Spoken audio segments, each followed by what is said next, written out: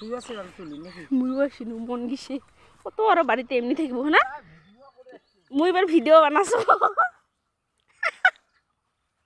মু তাহক ভিডিও কৰি ৰেছিনো আদি ঘুৰি লিবাৰ তো গাইস সব আমাৰ এটা আলু বাৰীত এনেকে ঘুৰি সব তো এনেকে হাল বুৱাই গৰুৰ লগত তাৰ পিছত আলুটো মানে লাইনটো এনেকে খুন্দি দিয়ে এটা হল আলু বাৰী তো আমাৰ এতে একটা মোৰ পেহি আছে মানে মোৰ পিছাই আমাৰ ৰাজবংশী ভাষাত কব পিছাই তো পিছাই ৰহেনে ঠিক যামু হ্যাঁ ও পিছাই তোমার কতদিন থেকে আলু গাড়াছেন মানে 16-17 বছর হল 16-17 বছর হল তো মুই আজি আলু তুলি রেছু হ্যাঁ মানে বহুত বছর হল মুই তো তুলো নাই না মোরও মন যাচ্ছে মুই শুনা পাই মুইও যাম আজি আমি 16 জন কামলা নিছি 16 জন নিছেন ইলা তোমার কামলা এলা সব আমার কামলা তে মুই আর কামলার মাজত যাম তো গাইস কামলার মাজত যাবা কবা লাগছে কামলা মানে তুমি গম পাইছকে জুনে দিন আলু তুলিবা আইছে তো মই এবার যায়া আছো এটা লিবলাসত দিগা লাগে খেতি করি পোষায় না খরচা বেশি না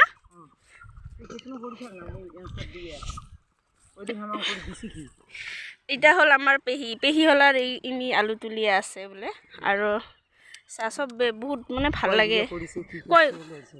কয় বিঘা করছেন তোমার আমার তিনটা বেটা মিলে 32 বিঘা করছে 32 বিঘা কোথা থেকে গেছেন এখানে সব আলু হয় এলে সব আরো আজি হিমঘর গেল 4-5 গাড়ি আরো যে একজন আলু করি প্যাকেট করি আছে পুরা আর কি তো গাইস ইনি বলে আমি সব আদি করম সব আদি করেন আদি আর সব মাটি নেই নিজের মাটি নেই কিবা পোষায় না না পোষায় এবার আমার লস হইছে কারণ এটি আমার এবার বিধানের দাম বেশি সারের দাম বেশি মেডিসিনের দাম বেশি এটি আমার আদিয়ারের এবার আলুরও দাম কম আলু ফলন ফলিছে কিন্তু দামটা যে কম হল মানে সময় গতিকে অল্প বেশি কমি যায় না যেলা বেশি হয় আমার একবারে জিরোটা হয়ে গেছে আমি যিমান কামলা খরচ করি যিমান আমি প্রফিট করার কারণে কিবা করছি এইটো আমার মনের আশাটো সফল নহল আর এইটো আমার অনুরোধ যাতে যেন রাইজ সকলে আমার ইমান কষ্ট করম বা বেটা ভাতিজার ঘর ইমান কষ্ট করে চাই 2 পয়সা পাওয়ার জন্য পায় না যাতে আলুর দামটা বাড়ে এটা সরকারের লগত আমার আবেদন থাকে শাকসবজির দাম প্রচুর হয়ে গেছে যাতে যেন অসানি সারের দামটা অল্প কম হয় ওটা তো হয় কিন্তু আলুর দাম যদি জানবা তোমার জন্য অল্প কিবা যদি জিলা আমার গরিব মানুষ যদি কিনি খায় সেটা তো উমার জন্য কষ্ট হবে উমা কোন কি কিনি খাবে